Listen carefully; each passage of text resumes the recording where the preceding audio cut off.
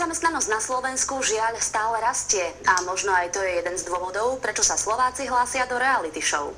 Peniaze a sláva sú veľkou motiváciou a tak ani na castingu do ďalšej farmárskej show nebola o záujemcov núdza.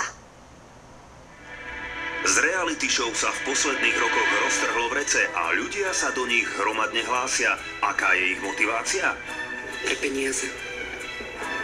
Dcera by chcela aj študovať do Prahy. A nie je to vlastná záležitosť, takže asi tak. A dom potrebujeme zrekonštruovať.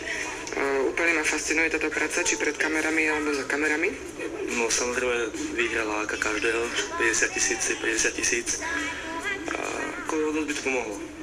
Na tú rodinnú dovolenku a také. Domček si opraviť a tak. Skôr tie peniaze ešte by sa eventuálne zišli, lebo píšu, takže treba to povyplácať.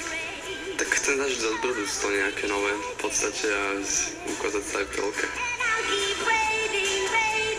Člověk, který chce jít do reality show, určitě musí být výrazná osobnost, musí to být extrovert a musí výborně mluvit. Musí přesvědčit porotu svým vystupováním a svojí řečí o tom, že je to právě on, koho my potřebujeme.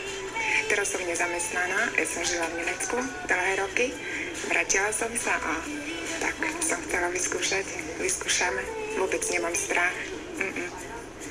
Nie, lebo moje životné krédo je, z koho ja nežijem, na toho ja seriem. Člověk přijde do dveří a na nás už musí sáhnout jeho energie. Tím nás prostě přesvědčí, aby jsme se vůbec jako díl s ním zaobírali, pokud ten člověk přijde a je takový skleslý, nemluví, řekne nám první větou, já jsem takový unavený nebo já jsem nervózní, tak tím už vlastně sám sebe hrozně schazuje. Kdybyste se určitě v televizi nechtěli koukat na někoho, kdo bude mlčet, bude sedět v koutě a bude smutný. To tam nemusí být vůbec. Farmárska show preverí najmä psychiku hráčov, veď žiť v doslova bojových podmienkach s rôznymi ľuďmi, na to musí byť človek silný. Tak akí sú potenciálni budúci hráči? Je strašne nervózna. Keď niečo vytočí, tak to je úplne zlé. Možno tak nevyzerám tak nervózne, ale keď sa vytočím. Ja som taká odvážna, smelá, ako myslím si, že na takúto vec som úplne stvorená. Ja som taký človek. Normálny.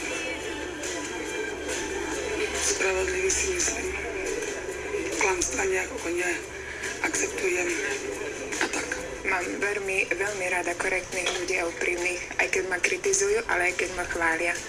Hej, veľmi milujem doslova takýchto ľudí, keď mi povedia, pozri Iveta, to je šajze, alebo dneska vyzeráš výborne, alebo vieš čo, tie vlasy si dať nejak tak, alebo nejaký make-up, lebo fakt, hej, vyzeráš zle. Mám rada úprimných ľudí. Ja som veľmi otvorená. Ja som tiež taká. Tak akože mám rád takú precíznosť a v podstate, že rád niekedy tak trošku dirigujem ľudí, ale tak že by som moc akože zlý na nich, tak to ne. Pracovitý, pozitívny, nemám žiadne konflikty s nikým. Furt usmiatý. To taký trošičku nervák. Reality show dokáže poriadne zamotať vzťahy, napriek tomu na castingu nebola núdza o partnerky, ktoré svoje polovičky do show posielali. Áno, spolu sme prišli. Uvidíme, ako to dopadne, no.